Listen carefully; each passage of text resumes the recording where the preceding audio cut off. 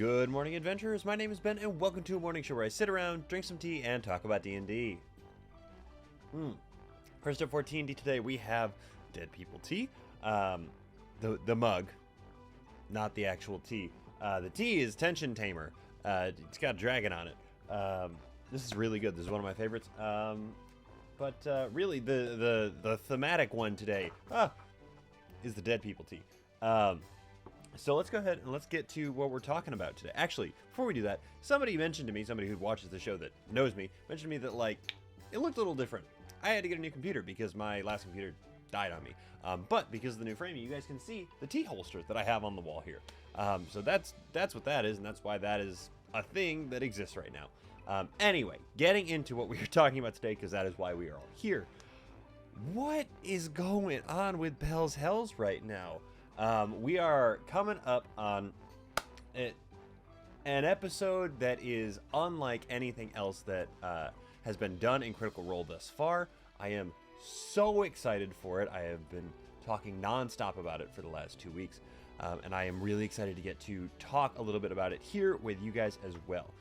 Obviously, this is going to have spoilers in it for the storyline up to now in Bell's Hells, as well as pretty hefty spoilers for Campaign 1, and maybe a little bit of Campaign 2, mostly Campaign 1. So if you are not wanting to hear those, go away, come back later. We still love you. But if you're in, let's get into it. So I'm focusing mostly on the crossover event of the series thus far. And by series, I mean all of Critical Role, just the whole thing. During Campaign 2, obviously, we saw Allura and Kima, as well as a brief glimpse of Keyleth. But this is unlike anything we've had before. We are now face-to-face with a member of Vox Machina. And more than that, the party is moving forward with this member of Vox Machina. Not only is she a member of Vox Machina, she is the most powerful, arguably, member of Vox Machina, at least that is still alive. And I'm really, really excited for it. They have just stepped through to Whitestone, which means we're going to see another 2 members of Vox Machina. There's just so much going on here, and I am so, so excited. In addition to the fact that this is a major sort of crossover thing, there is the real possibility that we are on the precipice here of seeing our first real character death in Campaign 3. I know that obviously we had Bertrand who went away and died, but he was really sort of a filler to get everybody together and get things rolling because he was only around for 2, 3, 4 episodes, something like that, before he died very unceremoniously. Clearly Matt and Travis had talked that one out beforehand. Obviously Orem died, Fern died, but we are sitting with a dead Laudna right now, and the dead Laudna right now is kind of a big deal, given that they are going back to Whitestone, where the Briarwoods did their whole thing. If you haven't seen Campaign 1, but you have watched Legend of Vox Machina, you know exactly who the Briarwoods are, you know exactly who that voice characters, Laudna's head, I almost said Keyleth, then I went to Bo, Laudna's head, has been, and the fact that they're taking them back there to somewhere with Percy DeRollo and Vexalia DeRollo is it's a big deal. It's a really big deal. I am fascinated to see how this conversation is going to go, because realistically, if it gets brought up that, hey, Delilah Briarwood is living in this girl's head, she's one of the people that died at the Sun Tree that you guys saw, we are looking at a huge standoff between several level 20 members of the party that saved the world. That is assuming that Keyleth is down to bring back Laudna at all. There's no guarantee that that is going to be something that is even on the table. Druids, I don't know how much you guys know about the spell list offhand, but I did some looking and digging in my own memory. Druids have access to exactly 2 spells that can bring creatures back to life. Those are True Resurrection, which required 25,000 gold worth of diamond, and Reincarnate, which is only got 1,000 gold piece cost to it, but it does mean that you are bringing them back in a fashion that is different than what they are, or what they were. And it's very, very possible that Laudna would not want that. It's very possible that Laudna is finally like at peace. I'm sure that Marisha is not done with the character because obviously she put a lot into it, but there is the real possibility that Laudna as a character would be more than happy to be free of this mortal realm, ready to just like kick it in the afterlife and not have Delilah Briarwood breathing down her neck. That's kind of a big deal, honestly, all things considered. And so those are pretty major things that we need to consider. For a fun, quick theory thing that I think we need to address real quick, and I've talked about this with a couple of people. This is the perfect opportunity, in my mind, specifically for Marisha to be able to sit down at the table and play Keyleth and argue essentially against her own character's resurrection, because I don't think that Keyleth would be on board for this.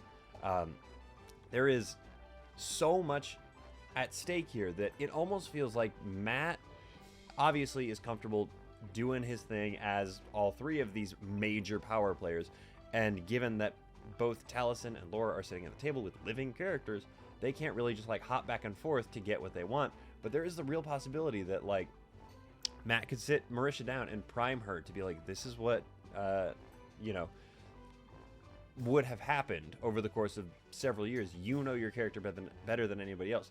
You tell me what she would have done, and either have him having this sort of conversation with her kind of in his ear, or literally having her walk out and sit down and be like, hello, I am Keyleth. I am the voice of the Tempest. I am the leader of the Arashari. And that would be something that would just, it wouldn't blow my mind because it obviously, I'm thinking about it, but it would be something that would make me so excited. Having that kind of crossover is just, it's something that I didn't think we were going to get out of really any point in Critical Role, because it feels like they have tried to like sort of distance themselves as they've gone forward. Obviously, with Bell's Hells, there's the repercussions of Vox Machina that they're like dealing with, but it does feel like a little something different, and this opportunity could be something that is just really, really cool to be able to bring her out and have her sit down and do that. I don't know that it's going to happen. It could be really cool. I think it would be a lot of fun. I also know that it would make it a weird conflict of interest kind of thing, so maybe it won't. But really, they're all pros, so like I could very easily see her slipping back into Keyleth, being totally fine, and not having an issue. Honestly, I could even see them like pulling up a chair next to Matt for her to sit at, to be over there as Keyleth, which could be a lot of fun. I'm also very, very excited to see and have the rest of Bell's Hells interact with Percy and Vex, Old Man Percy, because they are going to be so interesting as characters. They're just going to be so different from maybe when they were in Adventure Time, when they were in their adventuring prime. That is more what I was trying to say.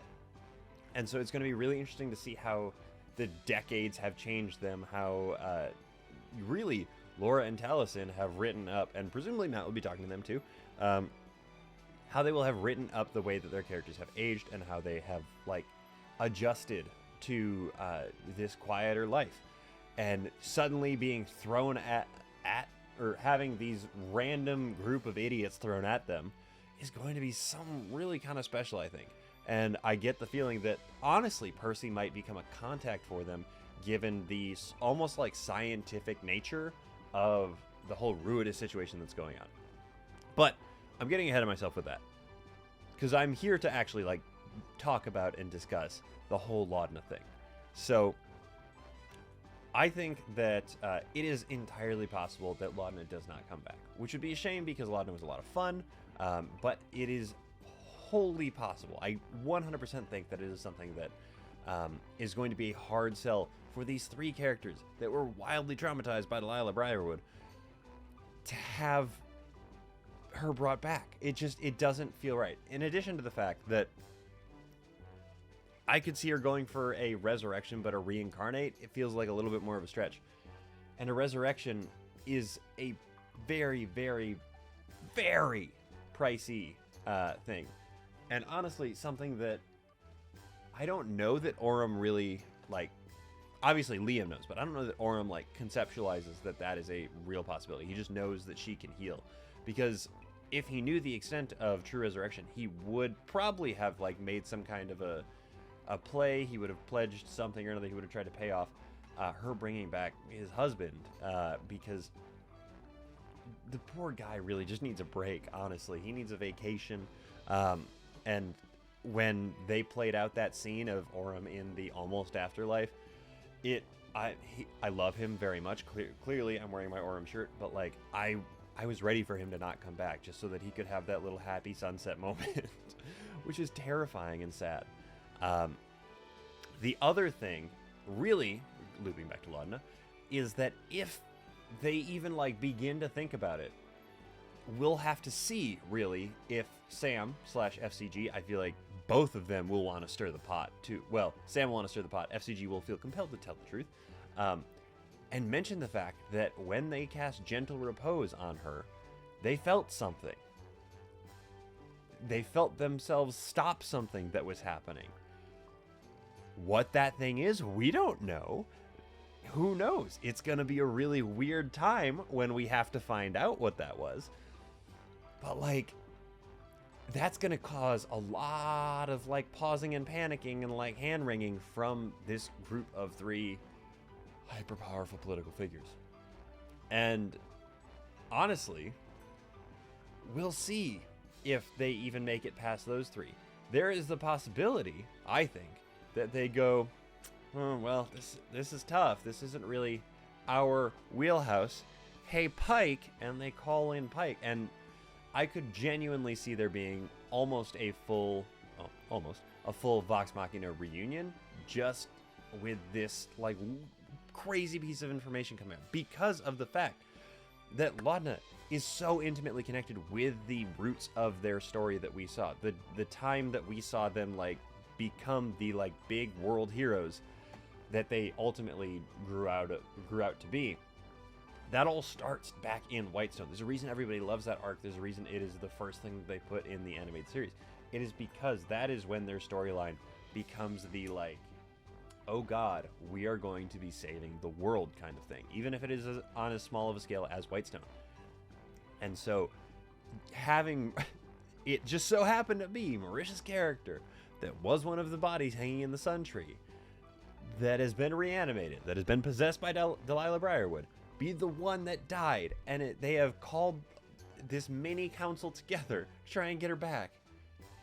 There is so much, like, weight here that I'm so excited to see. I have been obsessively thinking about this for several days to a couple weeks now, and I'm so nervous about what's going to happen. Like, I am giddy no matter what, pretty much. Like, if she comes back, I'm really excited. I love Laudna, and it means that, like, they convince them to do it, and that's going to be great. If she doesn't come back, it means that there was something that went wrong, or they did not successfully convince them. And I cannot wait for that to be a thing that we have to deal with. All around, this is going to be arguably the most exciting episode of Critical Role in a very long time. A couple ago, when, you know, there was the whole who votes for Orym thing, was probably the most stressful one in a good little while here. I felt like that was more stressful to me than, honestly, the end of Campaign 2. And I loved the end of Campaign 2. I thought it was so cool.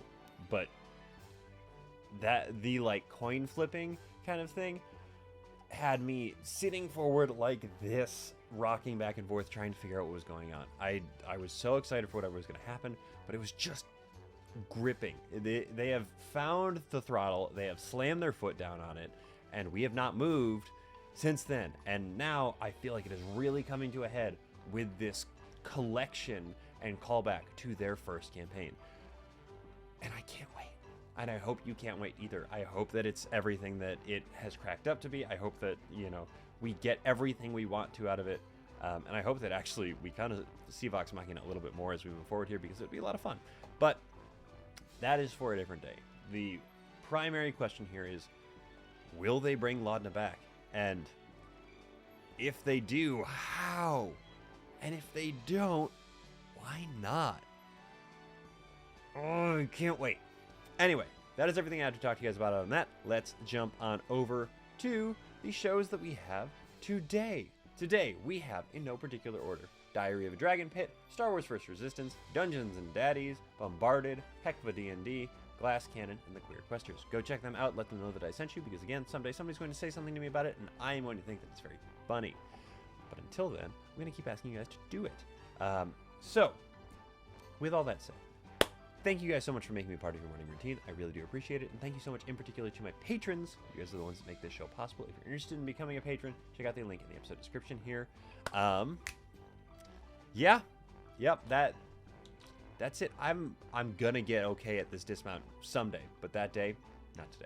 So, with all that said, everybody, don't forget, drink tea, play D&D, keep on rolling.